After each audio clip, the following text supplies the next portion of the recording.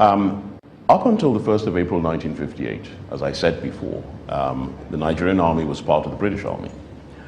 And I would just like you to consider what the standards were when the British ran the army and what happened after control of the army passed to Nigerians. Now, 1st of April 1958 happens. Nigerians take over. And what happens? Well, prior to that, the educational requirement for potential officers was 4 O-level credits, including English. In September 1959, that was reduced to 4 O-level passes. And the maximum age for enlistment was increased from 22 to 25. In 1961, in May, the educational requirement was further reduced to permit the recruitment of candidates with a teacher's grade 2 or Royal Society of Arts stage 2 certificate. NMTC, the Nigerian Military Training College, which was the forerunner of NDA, was set up, and it started taking candidates in April 1960. In April 1961, it was decreed that henceforth 50% of all cadets must be from the North, and that this would apply both to the initial selection and to the final pass list, whatever the order of merit might have been.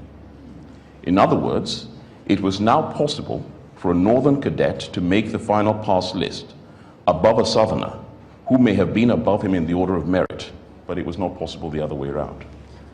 That had absolutely nothing to do with the British. That had everything to do with Nigerians.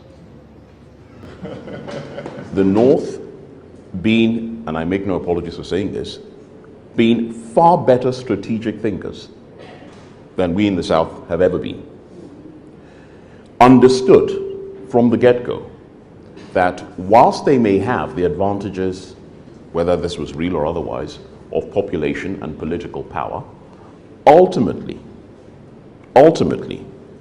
the decider was who has their hands on the levers of the coercive forces of the state. Okay?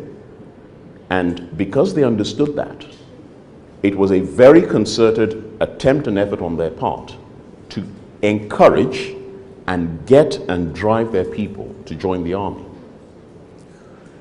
In one class of 1962, the leaving class at Bidia Provincial Secondary School, if I call the names of the people who are all classmates who joined the army on the same day, Ibrahim Babangida, Maman Vatsa, Abdul Salam Abubakar, Muhammad Sani Sami, Sani Bello, you begin to see where I'm going with this.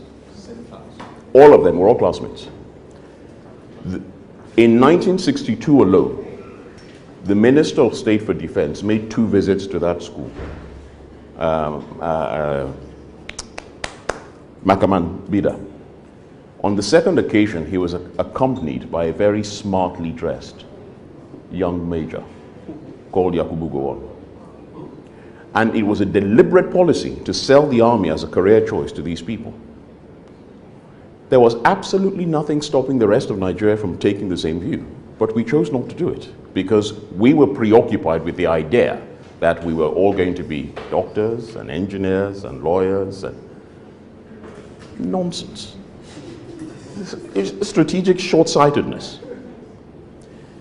When you add that concerted effort to recruit people into the army with a simultaneous lowering of the entry standards, then are you really surprised that the people who were the second lieutenants and lieutenants in July 1966 became the majors and lieutenant colonels of July 1975, became the colonels and brigadiers of December 1983, and the major generals of August 1985? Same people. That is what is called strategic foresight.